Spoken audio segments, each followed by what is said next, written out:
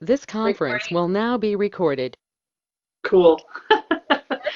So for those of you that just missed what I said, I had to make adjustments with COVID to go to teletherapy, and my caseload has obviously increased exponentially because I'm seeing a lot of anxiety, I'm seeing depression, more stuff like that. So um, I think that we're all in agreement that just trying to get through the winter and stuff, not only ourselves but the kids as well.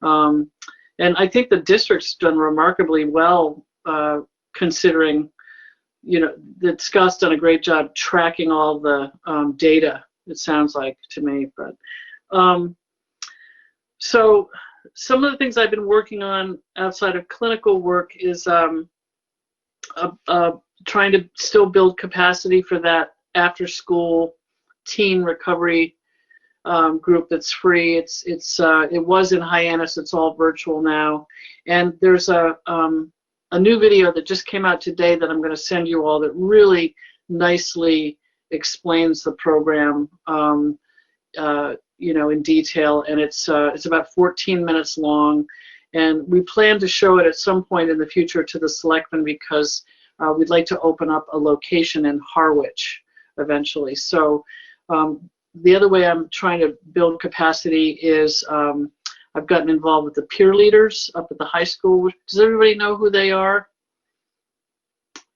Becky, no. So the peer leaders are mostly juniors and seniors, although I think they've sometimes let younger kids in, and they do a lot of projects and community service stuff within the school.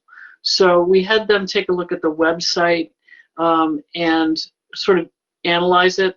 And Annalise is on our advisory committee as well. And so you'll be definitely getting a copy of the video. And then a graduate student designed a questionnaire that all the questions are worded, have you or a friend or anyone you know, ...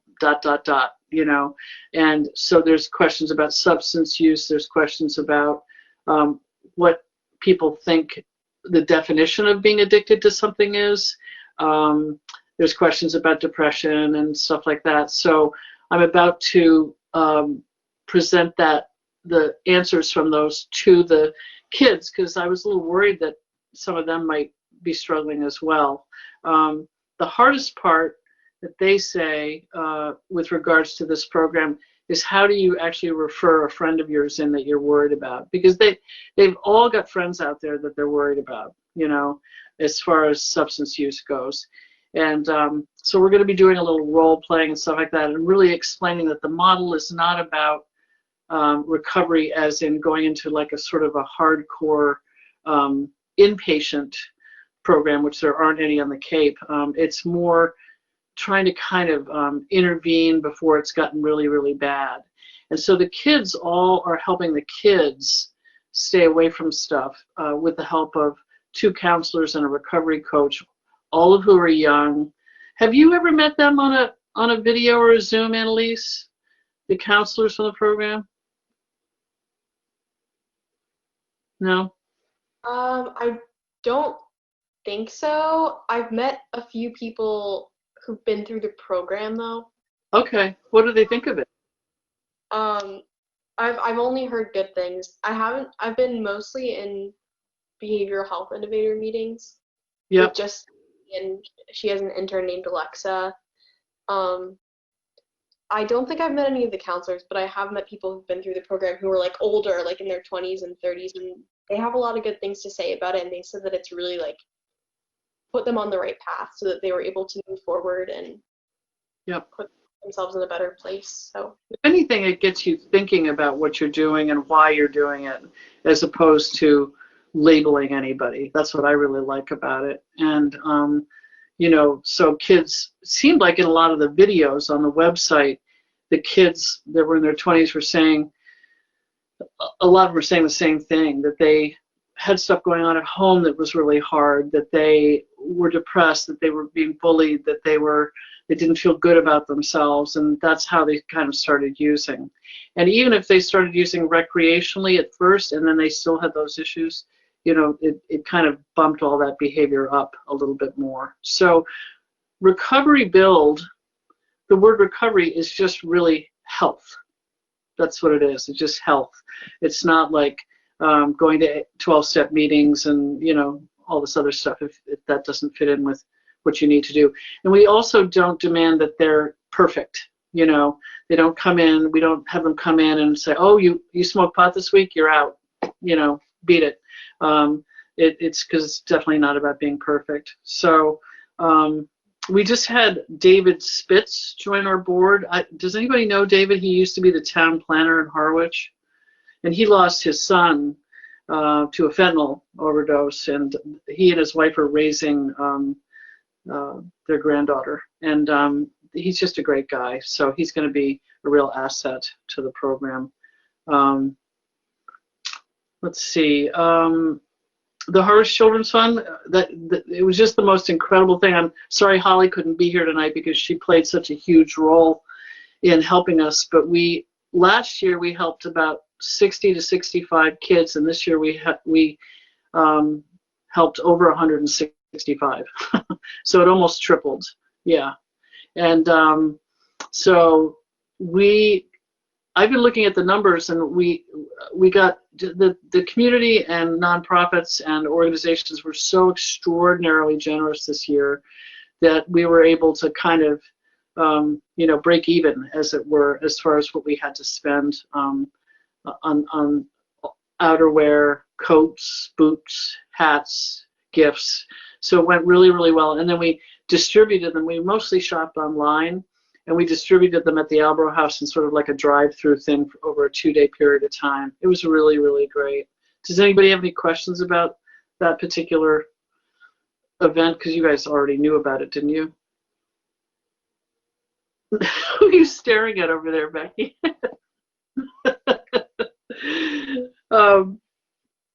So let's see. I'm right now, I'm in the very, very baby stages of writing a grant. Everybody knows what Girl Power is, I think, that I've been doing for about 10 years with the Council on Aging and Mentors. Stephanie Bridey, who is the founder of Behavioral Health Innovators that does the Recovery Build thing, she and I and Lisa Guyon, who's the new head of We Can, and who I adore, she's like the greatest human, and somebody from the United Way of Cape Cod are interested in getting together and writing a grant that would fund a Girl Power program that would concurrently be running in 3rd grade, 6th grade, and 10th grade. So what might end up happening is that some of the 3rd grade girls might end up taking it again in 6th grade and then again in 10th grade, different curriculums in all those grades. But we're really excited about it because, to have it spread over 3 schools, would just be incredible. Plus, we would want Annalise to be one of the mentors, so after school, because she's an alum. Yeah, were you one of our first? Were you in 3rd grade? Yeah. Oh my God. Yeah, I think I was the first year. Were you? Oh my God.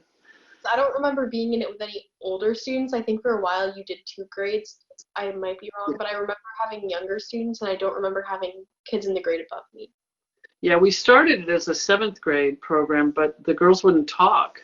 They were very self-conscious. They would be like, kind of being mean to each other. It's almost like you have to get them earlier. So that's why we thought 3rd, 6th, and 10th, it would be really wonderful. So we're going to sort of go back to the drawing board and try to meet again because we haven't met for a while because of COVID. So, is Mrs. Foley still involved? Say again?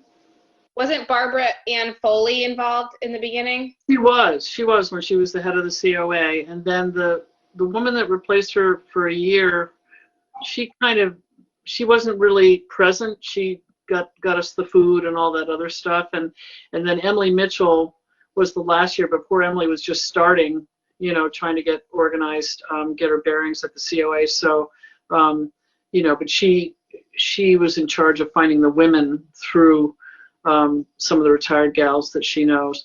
If we do this in the other grades, it'll probably be, in 6th grade, it'll probably be high school kids mentoring them. And in 10th grade, maybe just a couple of women, doing a group. But Holly Tavano and I just got done getting trained in something called Beautiful Me. And we had to actually do the workshop as if we were young girls. It was pretty funny. And, practically everything that you say in it afterwards, you have to go, and I am beautiful, like that. We're going to offer that as an alternative to the Girl Power model until we can get Girl Power back up and running. So I think we're going to start up something in March with 3rd and 4th grade girls after school. So Annalise, if you're interested, I'll let you know when that's going to happen and how it's. To the first part of the training, I couldn't make it to the second meeting, but it was really interesting, and it sounded like it was a really effective approach. Because I know sometimes like that are kind of like kids don't want to participate, but the way she explained it, it sounded really cool. I was really interested in it. Yeah, she's really nice, really lovely temperament and just way of explaining, this whole thing. And it came out of Jeff and Becky. It came out of and maybe Joy doesn't know this either. Do you remember that awful, tragic accident that was in Massachusetts, or was it in New York? I forget. Where the woman was driving a minivan with her 3 nieces, and they thought she was drunk, but they have never proven that she was. She suddenly started acting really erratic and started driving erratically, and they were in an accident. Everybody was killed. And so the parents did not want to have this negative pall. They wanted to make some meaning, of this, and they didn't want to have this negative pall over the whole event. So they created this program for young girls. And there's little videotapes that you see of the girls when they were live, doing stuff, and they were just little live wires. They were just adorable. And so I'm just very moved by the fact that this is what came out of such an awful event, So, but I'll let you guys know when we start that up. And then the last thing is something Joy and I want to talk to you about. I'll let Joy elaborate about this Save a Life tour. Do you guys remember a couple of years ago there was a Save a Life tour at the high school where these people came in from out of town and they showed a film, an educational film about drunk and distracted driving, because texting, our numbers were just like way up with kids that are texting and driving.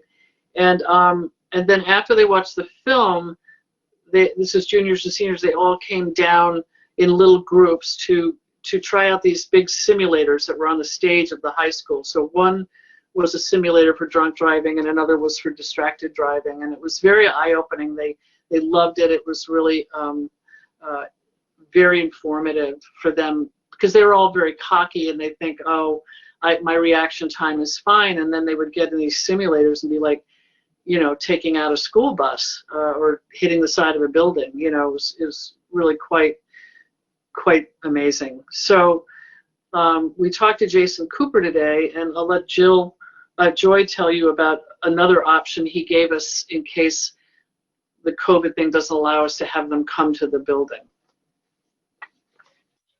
So the 2 formats that the company is doing now is sort of the standard one that Sheila talked about, except instead of having everybody come to the auditorium for a big presentation, it's a virtual presentation that they would do, in one of their classes or some other way. And then they restructured how they do the simulator to make it COVID safe, where they come in smaller groups, they disinfect between every session, that sort of thing. So it would be relatively close to the more traditional program. And then they have another one that they've developed that is fully virtual, and it's more of like a game show concept. They talk a little bit about some of these issues, and then it looks like it's essentially like a Kahoot, for Annalise will understand what that is, where everybody can be answering the questions at the same time. And then they'll talk some more and another set of questions, and there's actual winners at the end, and I think he even said there's prizes for the first, second, and third place student. So it's pretty interactive, and it obviously is completely virtual, so it alleviates any of those concerns. So after Sheila and I met with Jason this morning, I called Miss Police over at the high school to kind of talk through the different options and see what her preference was. Obviously, with the more traditional model that has some in-person elements, that kind of relies on us being an in-person school, which, we weren't for a week. We're going back tomorrow. Hopefully that will stick, but there's still a subset of kids who have opted for fully remote regardless, and depending on which day it is, about a third of the students are learning remotely at the high school, even if they have chosen in-person learning. So those are some of the challenges with that model. So I kind of laid it all out to Miss Police, and she felt very, very strongly that the simulator was the most important aspect for students in her experience. It's the part that really drives it home to them. It really makes them understand what the risks are and what the dangers are. And she was concerned that the fully virtual game show model would, you can't force the kids to log in and participate. And she was worried that the kids that needed it most probably wouldn't voluntarily log in to play this game and listen to what they were saying. So her preference would be that we try to schedule something maybe for late May. I tossed out the April date. The earliest date they have available is in April. She felt that was a little too soon. Her preference would be for mid to late May, not too much later than that, because obviously the seniors would then start not being in the picture if you did it after the start of June. So she requested that we try to see if we can find a late May date. One of the questions we asked in meeting with Jason this morning was that if we pick a date for later this spring at some point and end up going fully remote, or are remote at the time that we had scheduled it for, do we lose all our money? What happens? And he said they would be very accommodating. We could push it to the fall. So there doesn't seem to be a lot of risk in trying to schedule something. And Miss Police basically said she'll figure out how to make it work for the kids that might be learning remotely, either by choice or on that particular day of their hybrid rotation. She'll figure out a way to make it work and get those kids in there. She doesn't mind kind of having that logistical, challenge thrown her way. So, I told her we were meeting tonight about it and would pass along her thoughts. So that's where we stand. So I'll also send her their safety protocols for how they spray all the devices down between kids and all that other stuff. So safety protocols. Did he say that? One of the things I was unclear about, did he say that the game show thing was something that was a standalone event? Or okay, but what he does do when he does the simulator thing, though, is that they still send out a quiz or something for the kids ahead of time, I think he said, to fill. Some sort of presentation. I don't know if it was just a straight up video or something they log into ahead of time, but there was some sort of introductory component that kind of talks about all of those things. And then you would schedule the kids to come do the simulator, in small groups, one by one. And they would they'd be watching that film or whatever in class on school or on their computers, right? Yeah, I'm sure they figure out a way. They have the bigger screens that they do, like the morning announcements and stuff, right, Annalise? Like you have class-wide, they could do an entire class at the same time too, and not just individual computers. Yeah. Oh, right. Yeah. Okay. Cool. So, and I think, I know that option is the more expensive option, but, we still have the grant money that I need to spend. And then, you have some grant money. So we have like 1,400 to kick in that needs to be spent. And I think I have like 1,800, I think. I think we have enough to cover it, so. Then, we can go to Harwich Children's Fund if we need another couple hundred or something, because it definitely benefits kids. What grades is it for? It's really geared for juniors and seniors, but he was mentioning 10th graders as well, because they're going to be taking driver's ed the following year. So, I don't know. Yeah. I mean, people who have fall birthdays and even in like December, I will be taking driver's ed throughout my sophomore year, and I'll get my license in April actually. So I think We should include 10th, so 10th through 12th. All right, great.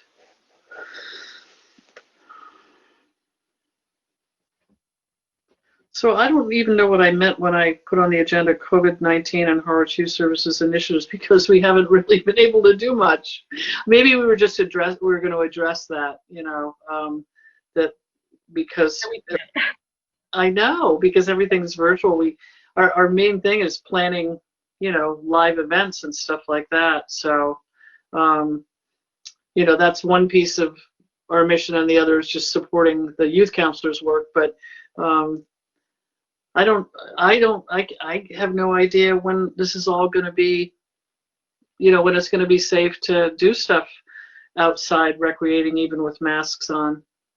I haven't heard anything. Have you all? No, it's just going to depend on how many vaccines get out there. Herd immunity. So, okay. Then we have our annual virtual meeting with the Board of Selectmen in February. Does anybody know the date of that? No? So I'd be willing to work on just like a one-page report, because that's really all we'll be able to offer them, given, that our hands have been tied by this thing. So they get my annual report that goes in the that book that you get at town meeting, but that's a different thing. So And you're talking about what I shared at the selectmen meeting last year. yes, yeah, so you would just read from that. And we only had,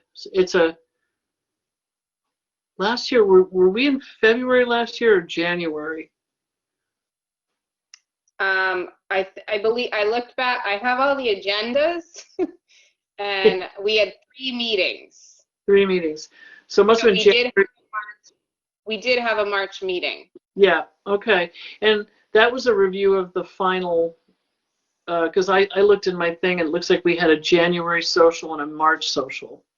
So, and then that was our last one. And I think the March one was in Chatham, right? Because we had that guy in the gym. He was so great. Remember him? Yeah. Oh Yep.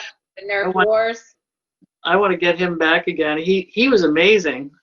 Amazing. So. Okay, so you'll put that together, Sheila? Yeah.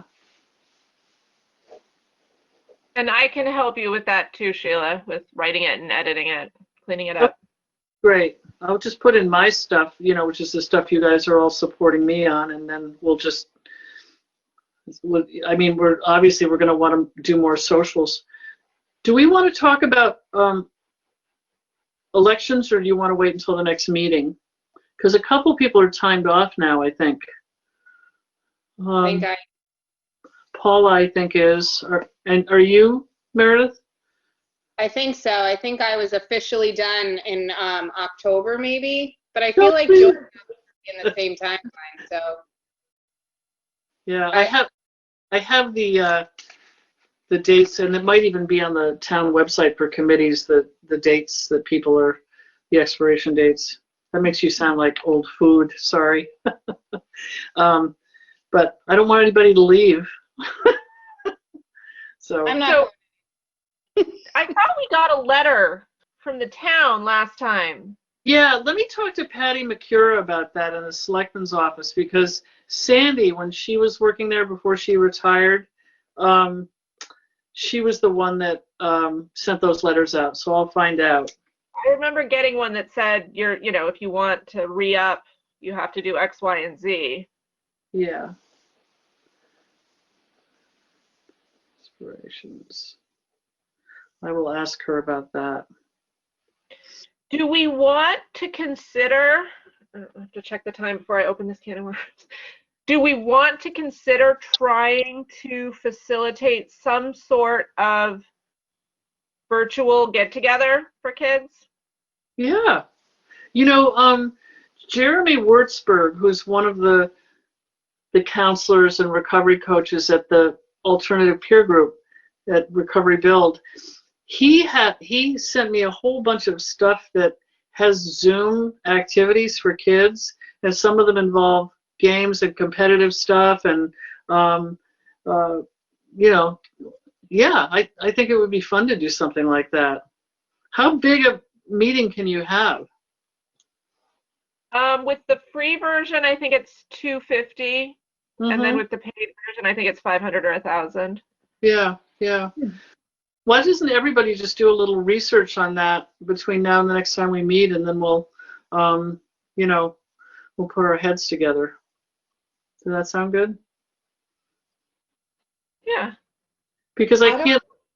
Go ahead. I don't know how popular that would be with older kids. Right. Upper middle school. If we did something younger, maybe like 4th grade, 5th grade, it might be more. I think they would be more willing to do like something on Zoom, because those kids don't have access to like FaceTime and like their phones and stuff. Right. So. Yeah, that would be fine because you guys are all sick of it. They have enough of their little groups that they get together, they'll do FaceTime or they'll do the house party app or those different things where they get together and do that stuff anyways. So yeah, I mean, I'm torn because I would love to be able to offer something, but I also, what I hear from so many parents is they want to get their kids off of screens. And so, the other thing we could think about doing is any kind of outdoor cleanups, outdoor something. I could talk to Amy Uskowski at Conservation, because then we could control how many kids took part, and if we had enough chaperones, keeping them away from all glomming on each other, that kind of thing. Just to get them outside. There's also Coast Sweep, which is a coastal cleanup organization, and they give you kind of the structure, and we could look at, I've started the process to do it with the schools, and the timing's never worked out, but I can look into that too and see if we can set up like a Coast Sweep activity. I mean, it's not as fun and social, it's more a service project, but it would be something. Yeah. What about kind of like even like a family challenge, like challenge, different families and their kids to, get, 2 bags of trash from your local places where you walk with your dog, or your local beach, or like a family initiative to, help out our local environment or something. Yeah. I think that the Conservation Trust might be a really good place to start. That's a great idea, Jeff. Well, and I think in our pandemic world, we are hanging out with our families. So to include the families, especially for especially for the younger kid. Maybe she doesn't want to hang out with me, but Lauren still will occasionally. So I'm sure the boys are still hanging out with you guys. Well, maybe not yours, Joy. Don't take it personally. Yeah, that would be good. Just any ideas you think of, like, just shoot me in an email and I'll just keep them in a folder. Does that sound good?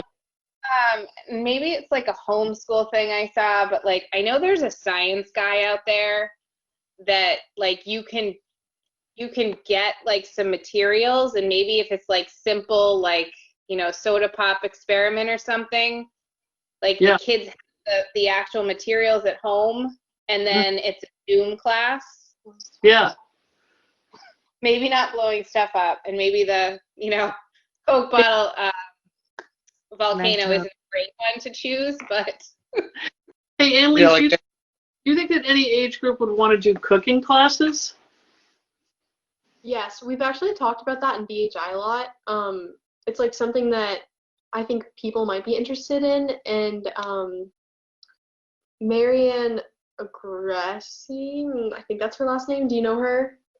She No. was meeting with, I'm not even sure what I'm on that like meets for that, but she and Stephanie and another woman whose name I can't remember,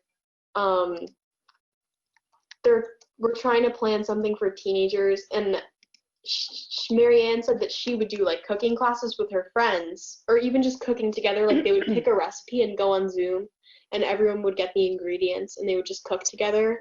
Yeah. I Like we feel could like that's about to put bags together, yeah. I know a lot of people like the culinary arts class at school, and I'm not sure if that's just because it's like less assignments, or if it's because they actually like to learn how to cook.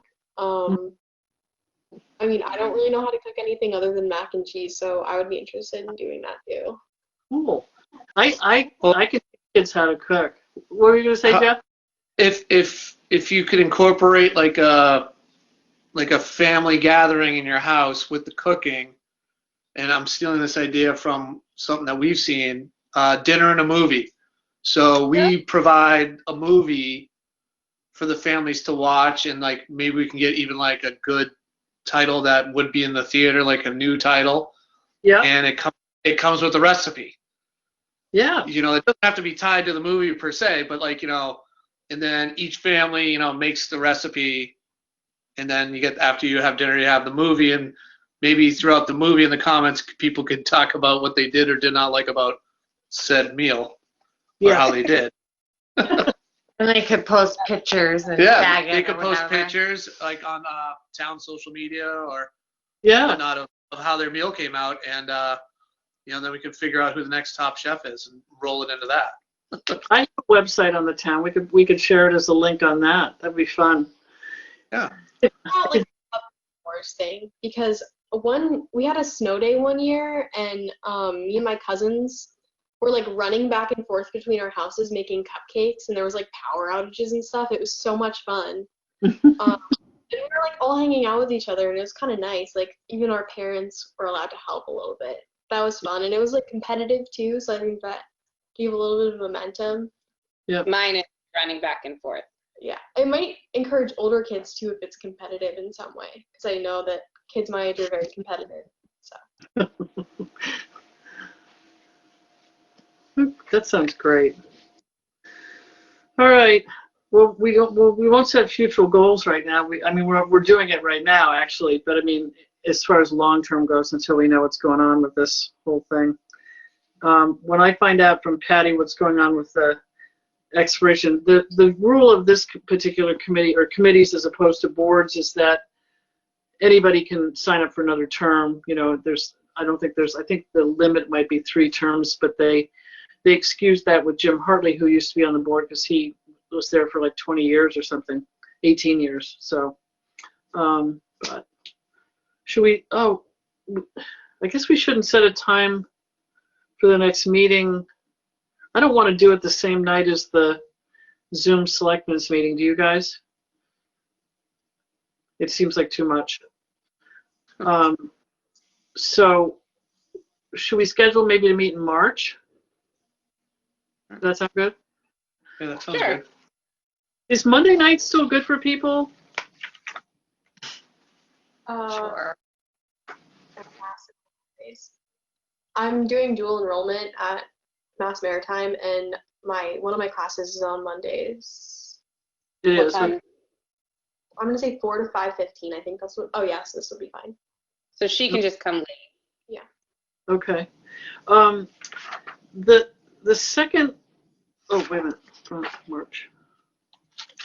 So March 8th, which is International Women's Day. You want to do that at 5? Sure. All right. And I'll let you know. I'll let you know when the Board of Selectmen thing is. Okay. And I'll have to check with, is it Philip that who gave me all this information? I've never met him. That's so weird. Yeah, because he set this whole thing up, and then I just have a login. I didn't set up the session on this new platform that we're all Excellent. learning. We like So to have. I'll reach out to him about that as well, All right, because I great. assume he'll be virtual in March. Yeah, I'm assuming. Yeah. All right. Well, it's really good to see you all. I'm giving you all huge hugs from virtual. I know. I can't wait to. My Christmas card that I send out to all my friends and stuff and family, it says, the thing in every card was, I can't wait for copious hugging. So. All right. See you in February. Send me your So, ideas, and I'll keep them in a folder. Do we have to move to adjourn, Joy? Do I have a motion to adjourn? So moved. Yes. I second. All right.